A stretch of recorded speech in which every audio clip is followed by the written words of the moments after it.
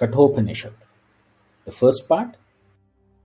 The first Valli opens with the story of Vajasravas, a man performing a great sacrifice where he is supposed to give away all his possessions.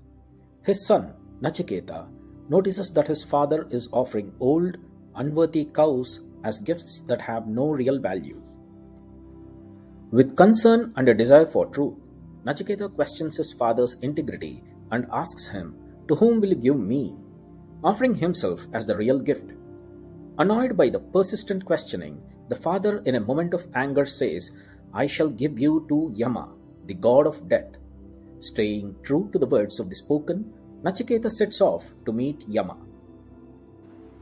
Reaching Yama's abode, Nachiketa waits patiently for 3 days without food or water as Yama is away. When Yama returns, he is impressed by the boy's patience and hospitality and offers 3 boons to make up for the wait. For his first boon, Nachiketa asks that his father's anger be calmed and that he may return home peacefully. For the second, he asks for the sacred fire ritual, Nachiketa Agni Vidya, that leads to heaven to be explained to him. Yama grants both of them willingly. But the third boon is the real core of the Upanishad. Nachiketa asks, what happens after death? Does the soul live or not? Yama, initially hesitant, tries to tempt him with riches, long life, and pleasures, urging him to ask for anything else but that question. But Nachiketa stands firm, saying that all the pleasures are fleeting and only knowledge of the eternal truth matters. In essence, the first Valli is not just the start of a dialogue between Nachiketa and Yama, but a deep reflection on truth, integrity, the value of spiritual curiosity, and the beginning of a quest to understand the mystery of life and death. It sets the tone for the profound philosophical inquiry that follows. The second Valli picks up with Yama beginning to answer Nachiketa's deep question about what lies beyond death. But instead of jumping straight into a direct answer, Yama first sets the stage by explaining how the human being is structured. He talks about the self, the Atman, and how it is different from the body, mind, and the senses. He uses a beautiful analogy. Think of the body as a chariot, the senses as the horses, the mind as the reins, the intellect as the charioteer, and the self, the Atman, as the passenger sitting quietly inside. If a person is wise, their intellect, the charioteer, keeps the reins, the mind, steady, and the senses follow the right path. But if the intellect is untrained, the senses run wild and the journey leads nowhere meaningful. So self-control and inner discipline are vital if we want to reach the real goal, union with the self or the Atman. Yama explains that most people chase pleasure, also known as prayas, instead of choosing the good, which is also known as shreyas. And this choice keeps them in ignorance. But those who seek the truth, like Nachiketa, go beyond worldly distractions and start to see what truly matters. He emphasizes that the Atman is subtle, hidden deep inside us. It can't be known by the mind, speech, or senses alone. But when a person purifies their heart, meditates, and gains true understanding, the self reveals itself, eternal, unchanging, beyond birth and death. In short, the second Valli is like a spiritual roadmap. Yama shows that the path to knowing what happens after death is the same as the path to knowing who we really are. The focus shifts from questioning external mysteries to turning inward, realizing that understanding the self is the key to overcoming death and reaching true freedom.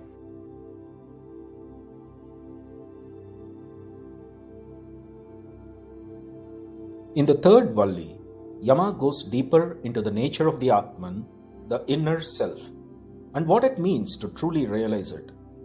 He explains that the Atman is eternal. It was never born and it never dies. Weapons can't cut it, fire can't burn it, water can't wet it, and wind can't dry it. It's beyond physical destruction because it's pure consciousness, untouched by time or change. Yama makes it clear that while this truth is subtle and hidden, it is already within each person. But most people are distracted by the outer world. The senses are always turned outward, chasing things. Only rare seekers like Nachiketa turn inward to realize the self. There is also a strong message about free will and choice. Yama says each person is like a house with two beings inside, one that enjoys life through the senses, which is the ego or the lower self, and one that is the silent witness, the true self. Most people identify with the outer one, but true wisdom comes from recognizing the deeper self. Yama also touches on the idea that the body is like a city with 11 gates: eyes, ears, nostrils, mouth, etc. The self lives within this city but is independent of it. The wise one who realizes this is never bound, even while living in a body. He concludes with a powerful point. When a person knows the self, all fears vanish. There is no more confusion, no more attachment, no more sorrow, just peace and liberation. So, in essence, the third Valli teaches us that the self is indestructible, ever present, and divine. The only thing stopping us from realizing it is our own distractions. True freedom comes not from outer success, but from recognizing the unchanging presence within. Nachiketa is slowly being shown that to know the self is to conquer death itself.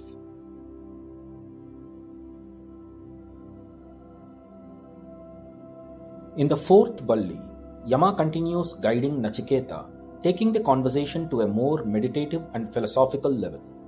Now the focus shifts from understanding the nature of the self to how one can actually realize it. Yama begins by describing the hierarchy of human experience, starting from the senses, moving inward to the mind, then to the intellect, and beyond that to the individual self, the Atman. But even higher than the individual self is the universal self, which is the Purusha or the Brahman, the ultimate reality that supports and pervades all the things. To reach this supreme state, Yama says one must practice concentration and meditation. Just as a person removes impurities from gold through fire and effort, the seeker must purify their mind and stay focused inward. It's not an intellectual exercise. It requires stillness, self-discipline, and inner silence. He warns that the self cannot be grasped through logic, scholarship, or debate alone. It reveals itself only to the one who is chosen by the self, meaning it's a grace that comes to the sincere and humble seeker. Yama also uses a striking metaphor. The sun that shines in the sky, the fire on the earth, and even the breath in our bodies, all of them derive their power from one inner light, the self. That self is the eternal witness, the true source of life, the Atman. To summarize, the fourth Valli encourages the seeker to go beyond thought and into silence. It shows that the path to self-realization involves inner refinement, one-pointed focus, and letting go of the ego. Yama gently reminds Nachiketa and us that the highest truth cannot be forced. It can be experienced when the heart is ready and the mind is quiet.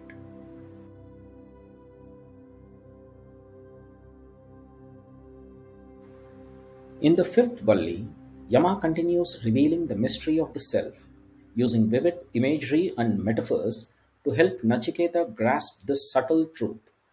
He begins by saying that the Supreme Self, Purusha, is like a tiny spark of light within the heart, no bigger than a thumb, but don't be fooled by its size. This light, the Atman, is the eternal source of all life beyond sorrow, beyond death. It's seated in the heart of every being, yet untouched by the happenings of the world. Yama emphasizes that this inner self does not move, yet it travels faster than the mind. It's nearer than the nearest, yet farther than the farthest. It is present in everything, yet separate from all. This paradoxical nature of the self is what makes it so difficult to grasp with ordinary thinking.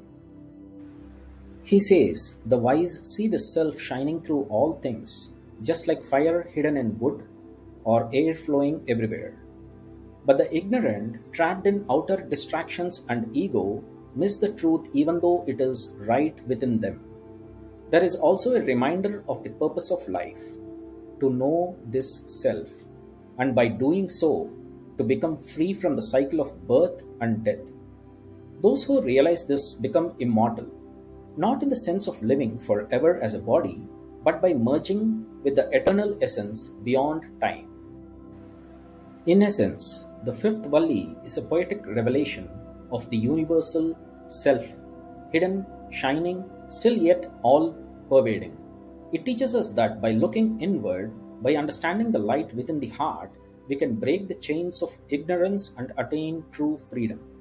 The metaphors serve as bridges to a truth that words alone cannot fully capture, but the sincere seeker begins to feel it, just as Nachiketa does. The sixth Valli brings together all the deep insights that Yama has been sharing with Nachiketa. It focuses on the final realization, the moment of truly understanding and merging with the eternal self. Yama begins by saying that the Supreme Purusha, the cosmic self, is beyond cause and effect.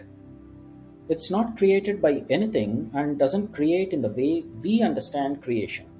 It simply exists, eternally, silently, as the foundation of all existence.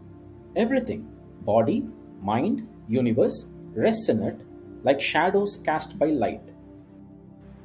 One who knows the self as bodiless in bodies, stable among unstable things, great and all pervading, will never be overcome by sorrow. This is the essence of freedom while living, to live in the world but not be bound by it. A person who sees the self in all beings becomes fearless because they no longer identify with the perishable parts of themselves. Yama also returns to the theme of the inner journey. He says that the path is subtle, sharper than a razor's edge, hard to walk on it, yet not impossible. Only those with discipline, focus, and sincerity can walk it. But once the truth is known, there is no more death, no more fear, just peace. Finally, Yama praises Nachiketa for his wisdom, steadiness, and unwavering commitment to truth. He declares that Nachiketa, having gained this highest knowledge, will attain liberation and serve as a shining example for others. In summary, the sixth Valli is a spiritual climax. It tells us that the self is unchanging, eternal, and beyond sorrow. Knowing it is the key to freedom, not after death, but here and now. Yama's teachings have been fully given, and Nachiketa receives them with the right spirit, becoming liberated while still alive.